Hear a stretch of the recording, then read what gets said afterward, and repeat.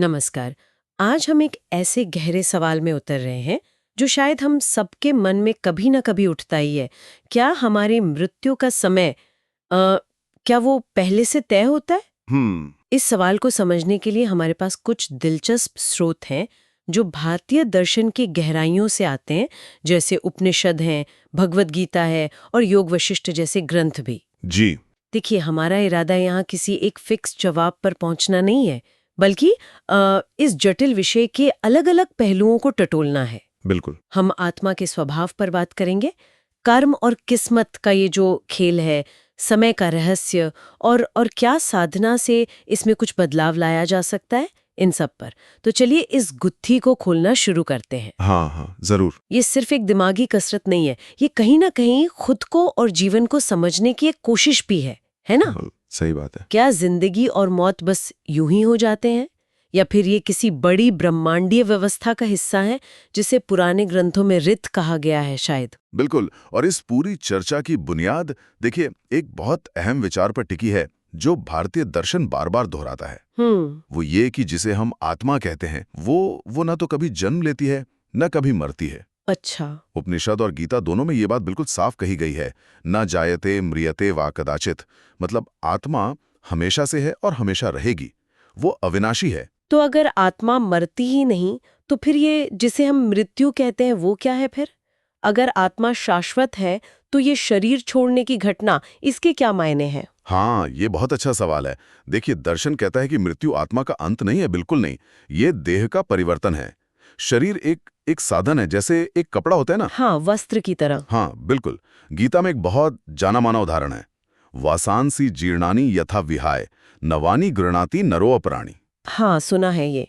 मतलब जैसे हम पुराने या फटे कपड़े उतारकर नए पहन लेते हैं, हाँ। ठीक उसी तरह आत्मा एक पुराना या समझ लीजिए जर्जर शरीर छोड़कर नया शरीर धारण कर लेती है। तो मृत्यु अंत नहीं, बल्कि एक एक बदलाव है, एक पड़ाव है अगली यात्रा का। ठीक है, ये बात समझ आई। आत्मा अमर है और मृत्यु सिर्फ शरीर बदलने जैसा है। लेकिन लेकिन फिर वो सवाल आता है कि ये शरीर बदलने का समय कौन तय करता है?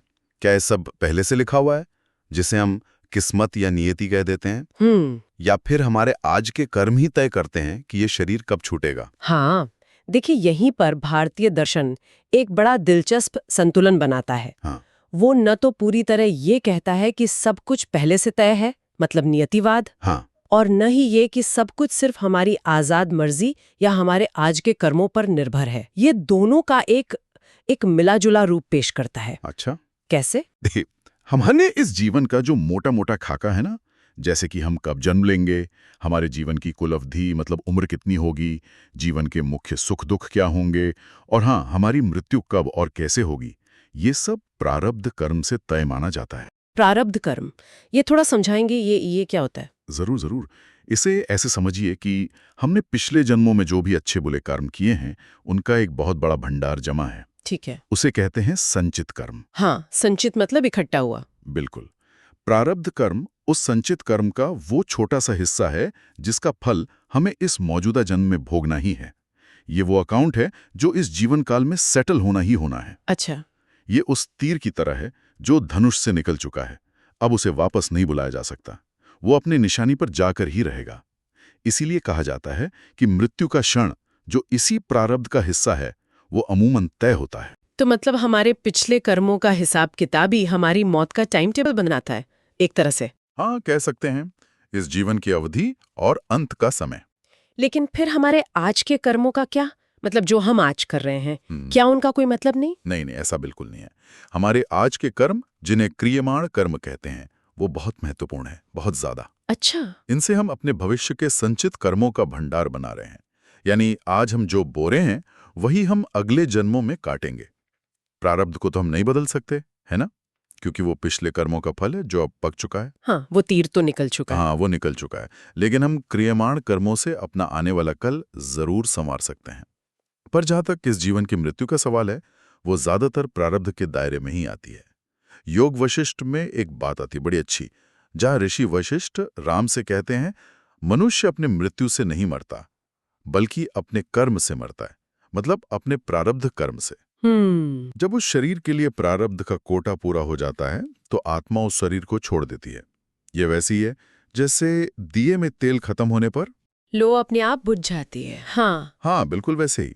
चाहे दिया कितना भी मजबूत क्यों ना हो, तेल खत्म तो लौ बुझ गई। तो इसका मतलब ये हुआ कि जब हम सुनते हैं कि अरे किसी की अकाल मृत्यु हो गई, मतलब असमय मौत हो गई, तो इस नजरिए से वो अकाल नहीं है।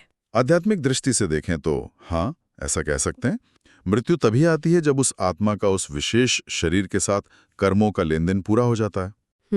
बाहर से देखने पर वो घटना कितनी भी आकस्मिक या दुखद लगे, पर वो जो गहरी व्यवस्था है उसमें वो उसी समय होनी थी जब प्रारब्ध ने उसे निर्धारित किया था।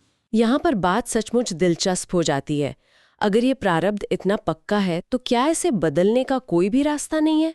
मतलब बिल्कुल नहीं, जैसे कोई तीव्र साधना हो, कोई गहरी भक्ति या आत्मज्ञान, क्या इनसे मृत्यु के इस तयशुदा वक्त को टाला या बदला जा सकता है? देखिए, सामान्य इंसान के लिए जो अभी भी अपने आप को शरीर और मन ही मानता है ना, जो मैं और मेरा के भाव में जीता है, उसके लिए प्रारब्ध भोगना लगभग अनिवार्य है। वो कर्म के फल से बंधा हुआ है। अच्छा। लेकिन जो सिद्ध योगी होते हैं या ज्ञानी होते हैं, जिन्होंने बहुत गहरी साधना से अपने अहंकार को, अपने मैंपन को मिटा दिया है, वो प्रारब्ध के असर से ऊपर उठ सकते हैं। ऊपर उठ सकते हैं मतलब वो प्रारब्ध को खत्म कर देते हैं, नष्ट कर देते हैं? नहीं, खत्म नहीं करते, बल्कि उससे अपना रिश्ता तोड़ लेते हैं, तादात्म्य में। इसे ऐसे समझें जैसे आप कोई सपना देख रही हो। हाँ। सपने में आप गिरती हैं, डरती हैं, लेकिन जैसे ही आप जाग जाती हैं, आपको एहसास होता है कि अरे वो तो सिर्फ एक सपना था, उसका आप पर अब कोई असर नहीं होता। सही बात है। ज्ञानी पुरुष भी जीवन और उसके प्रारब्ध को एक सपने की तरह ही देखता है। वो घटनाओं को होते हुए देखता है पर उनसे बनता नहीं, क्योंकि वो जान जाता है कि वो ये शरीर या मन नहीं, बल्कि वो साक्षी आत्मा है। और ऐसे जो सिद्ध पुरुष होते हैं, वो कभी कभी अपनी इच्छा से शरीर छोड़ने का समय चुन सकते हैं। इसे कहते हैं इच्छा मरण। इच्छा मरण। हाँ, ये कोई चमत्कार नहीं है, बल्कि चेतना की उस अवस्था का परिणाम है जहां कर्म का बंधन ढीला पड़ जाता है। श्रीमद् भागवत में महर्षि मार्कंडेय की कहानी आती है। हाँ, मैंने पढ़ी है। हाँ, जिन्होंने अपनी तपस्या और भक्ति के बल पर काल यानी मृत्यु पर विजय पाई थी। तो ये दिखाता है कि चेतना की ऊंची अवस्थाओं में प्रारब्ध का नियम बदल सकता है, या कम से कम उसका अनुभव तो बिल्कुल बदल जाता है। तो ये ऐसा है कि जैसे कोई नाटक चल रहा हो और सामान्य लोग तो बस किरदार निभा रहे हैं, पर ज्ञानी व्यक्ति को पता चल गया है कि वो सिर्फ एक किरदार है और वो चाहे तो मंच से उतर सकता है। कुछ ऐसा? हाँ, कुछ ऐसा ही समझ सकती हैं आप। वो स्क्रिप्ट से बंधा नहीं रहता फिर। अब इस पूरी बात को और गहराई से समझने के लिए हमें समय के बारे में भी सोचना होगा, जैसा कि भारतीय दर्शन उसे देखता है। समय कैसे क्या लेना देना मृत्यु से? अरे बहुत गहरा लेना देना है, बहुत गहरा। हम आमतौर पर समय को कैसे सोचते हैं?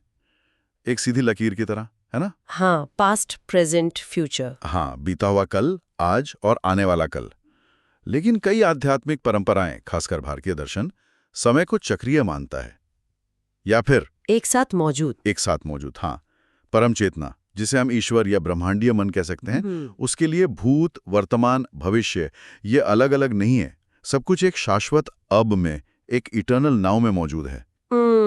जैसे आप किसी पहाड़ की चोटी से नीचे घाटी में बहती नदी को देखें, तो आपको नदी का उद्गम, उसका रास्ता और उसका संगम सब एक साथ दिख सकता है ना? हाँ, दिख सकता है। पर जो नदी में नाव चला रहा है, उसे तो सिर्फ अपने आसपास का हिस्सा ही दिखता है। सही बात। वैसे ही उस ऊंची चेतना के लिए हर आत्मा की जीवन यात्रा का हर पड़ाव, जिसमें मृत्यु भी शामिल है, वो एक साथ प्रकट है। जब कहा जाता है कि मृत्यु का समय तय है, तो इसका एक मतलब ये भी है कि वो घटना उस बड़ी ब्रह्मांडीय अब में पहले से ही मौजूद है। अरे वाह, ये तो दिमाग घुमा देने वाली बात है। मतलब उस ऊंचे नजरिए से देखे तो हमारी भविष्य की मौत एक तरह से हो चुकी है या हो रही है अभी। हाँ, कह सकते हैं। उस परम यथार्थ में सब कुछ सह अस्तित्व में है। आजकल जो मृत्यु के करीब के अनुभव होते हैं ना, नियर डेथ एक्सपीरियंसेस, हाँ, एनडीज, उस पर जो रिसर्च हो रही है, उसमें भी कई लोग बताते हैं कि उन्हें समय का अनुभव बिल्कुल बदल गया, जैसे पूरी जिंदगी एक पल में देख ली हो। ये भी कहीं ना कहीं समय की इसी अलग समझ की तरफ इशारा करता है। ठीक है, तो समय की ये समझ भी मृत्यु के तय होने की बात को एक नया आयाम देती है। बिल्कुल। अब ये बताइए कि मृत्यु के वक्त होता क्या है, मतलब आत्मा का अनुभव कैसा होता है? क्या इसका भी कोई जिक्र है ग्रंथों में? बिल्कुल है, बिल्कुल है। योग शास्त्र बताते हैं कि ये कोई अचानक स्विच ऑफ हो जाने जैसी घटना नहीं है। अच्छा। मृत्यु के समय आत्मा धीरे धीरे शरीर के अलग अलग स्तरों या कोशों से अपना संबंध हटाती है। हाँ। जैसे स्थूल शरीर है, अन्नमय कोश। हाँ, पंचकोश। हाँ बिल्कुल, अन्नमय कोश। फिर ऊर्जा शरीर यानी प्राणमय कोश। मानसिक शरीर यानी मनोमय कोश। और आगे चेतना बाहर की दुनिया से सिमटकर पूरी तरह अंदर की तरफ मुड़ जाती है। इसी प्रक्रिया में अक्सर आत्मा अपने पूरे जीवन को एक फिल्म की तरह देखती है। सारे कर्म, सारे अनुभव एक साथ, समय की सीमाएं जैसे टूट जाती हैं उस वक्त। कई बार एक तीव्र प्रकाश, जिसे चिदाकाश कहते हैं, उसके अनुभव होने की बात भी कही जाती है। और सबसे महत्वपूर्ण बात, गीता कहती है कि मृत्यु के समय हमारी चेतना की जो स्थिति होती है, हमारे मन में जो आखिरी विचार होता है, हाँ, यानी वो श्लोक अंतकाले च मामेव स्मरण मुक्त्वा कलेवरम वाला, कि अंत समय में जिसका स्मरण करते हुए शरीर छोड़ते हैं उसी को प्राप्त होते हैं। बिल्कुल वही। या प्रयाति समद्भावम याति नास्त्यत्र संशयः, जो मेरा यानी परमात्मा का स्मरण करते हुए जाता है वो मुझे ही पाता है, इसमें कोई शक नहीं। इसीलिए तो जीवन भर अच्छे विचार रखने, ध्यान भजन करने पर इतना जोर दिया जाता है, ताकि अंत समय में चेतना ऊंची रहे। सिद्ध योगियों के लिए तो सिर के सबसे ऊपरी हिस्से, जिसे ब्रह्मरंध्र कहते हैं, वहां से प्राण छोड़ना, वो चेतना पर पूरे नियंत्रण और ऊंची गति का प्रतीक माना जाता है। तो इसका मतलब ये हुआ कि भले ही जाने का समय तय हो सकता है, पर हम कैसे जाते हैं और कहाँ जाते हैं इस पर हमारा काफी हद तक नियंत्रण हो सकता है। हाँ बिल्कुल, बहुत हद तक। हमारी जीवन भर की तैयारी, हमारी मानसिक स्थिति, हमारा विश्वास, ये सब अंत समय के अनुभव को और उसके बाद की गति को बहुत बहुत प्रभावित करते हैं। अच्छा, तो फिर उन आत्माओं का क्या जो मोक्ष पा लेती हैं, जिन्हें जीवन मृत्यु के इस चक्कर से छुटकारा मिल जाता है, क्या उनके लिए भी मौत का समय तय होता है? ये बहुत गहरा सवाल है। देखिए, मोक्ष का मतलब ये है अपने असली स्वरूप को जान लेना। ये समझ लेना कि मैं ये शरीर, मन या कर्म नहीं हूं, बल्कि मैं वो शुद्ध शाश्वत चेतना हूं। जब आत्मा इस सच को पूरी तरह अनुभव कर लेती है, तो वो समय, कर्म और प्रारब्ध, इन सब के बंधनों से आजाद हो जाती है। अच्छा। जैसे कोई नदी बहते बहते जब समुद्र में मिल जाती है, तो उसका अपना अलग रास्ता, अपनी अलग पहचान, वो सब खत्म हो जाती ना। हाँ, वो समुद्री बन जाती है। हाँ, वो विशाल समुद्र का ही हिस्सा बन जाती है। वैसे ही मुक्त आत्मा परम चेतना यानी ब्रह्म में लीन हो जाती है। गीता में आता है, ज्ञानाग्नि दग्ध कर्माणम, ज्ञान की आग सारे कर्मों को जलाकर राख कर देती है। अब सोचिए, जब कर्म ही जल गए तो उनका फल यानी प्रारब्ध कैसे बचेगा? और जब प्रारब्ध ही नहीं, तो फिर मृत्यु का निर्धारण किस आधार पर होगा? तो मतलब मोक्ष पाना इस पूरे सिस्टम का अल्टीमेट हैक है एक तरह से, कि सारे नियम ही बदल गए। हाँ, कह सकते हैं बिल्कुल। जो जीवन मुक्त है, यानी शरीर में रहते हुए भी मुक्त है, वो असल में मृत्यु से परे जा चुका होता है। अच्छा। उसने अपने अहंकार की मृत्यु तो ज्ञान पाते ही कर ली होती है। शरीर का छूटना उसके लिए बस कपड़े बदलने जैसा होता है, जिसका समय वो या तो खुद चुन सकता है, या फिर जब तक दुनिया के भले के लिए शरीर जरूरी है तब तक उसे धारण किए रहता है। उसके लिए मृत्यु कोई मजबूरी या नियति नहीं रह जाती। ठीक है, ये सारी बातें समझने के बाद अब सबसे जरूरी सवाल पर आते हैं मेरे ख्याल से। तो क्या मतलब है इन सब का हमारे लिए, हम जैसे आम लोगों के लिए? ठीक है। अगर हम ये मान लें कि ज्यादातर लोगों के लिए मृत्यु का क्षण तय है, तो इस जानकारी का हमारी रोजमर्रा की जिंदगी पर क्या असर पड़ना चाहिए? कहीं ये हमें निकम्मा या भाग्यवादी तो नहीं बना देगा कि भाई जब जाना है तब चले ही जाएंगे, तो फिर क्या करना? नहीं, दिलचस्प बात यह है कि होता इसका ठीक उल्टा है। अच्छा। हाँ, जब ये समझ गहरी उतरती है कि मौत निश्चित है और उसका समय भी शायद तय है, तो ये हमें फालतू के डर, चिंता और चीजों के मोह से आजाद करती है। सोचिए, अगर आपको पता हो कि अंत कब है, तो क्या आप छोटी छोटी बातों पे लड़ेंगी या भविष्य की बेवजह चिंता में घुलेंगी? नहीं, शायद नहीं। इससे एक अजीब सी शांति आती है, निर्भयता आती है। हमारा ध्यान नतीजों से हटकर अपने कर्म की गुणवत्ता पर आ जाता है कि हम कर क्या रहे हैं। हम ये सोचने लगते हैं कि जो भी समय हमारे पास है उसे बेहतरीन तरीके से कैसे जिया जाए। हम वर्तमान पल में पूरी तरह जीना सीखते हैं, न बीते हुए कल के पछतावे में, न आने वाले कल की चिंता में। अभी यहाँ, हाँ, वर्तमान में जीना। बिल्कुल। ये एक गहरा वैराग्य लाता है, पर यह उदासी वाला वैराग्य नहीं है। ये वो भाव है जो हर पल, हर रिश्ते, हर अनुभव को कीमती समझने लगता है। अच्छा। ये हमें जीवन का साक्षी बनाता है। हम जीवन के खेल को देखते हैं, उसमें हिस्सा लेते हैं, पर उसमें डूबते नहीं। जैसा कबीर ने कहा ना, मरण हठीला ठाड़ा द्वारे, जीवत काहे न चेत। हाँ, सुना है। मौत एक जिद्दी गुरु की तरह दरवाजे पर खड़ी है, याद दिला रही है कि भाई वक्त कम है, जागो, सार्थक जीवन जियो। तो ये ज्ञान हमें निष्क्रिय नहीं बनाता, बल्कि ज्यादा सजग, ज्यादा प्रेमपूर्ण और ज्यादा जिम्मेदार बनाता है। तो ये डरने की नहीं बल्कि जागने की बात है।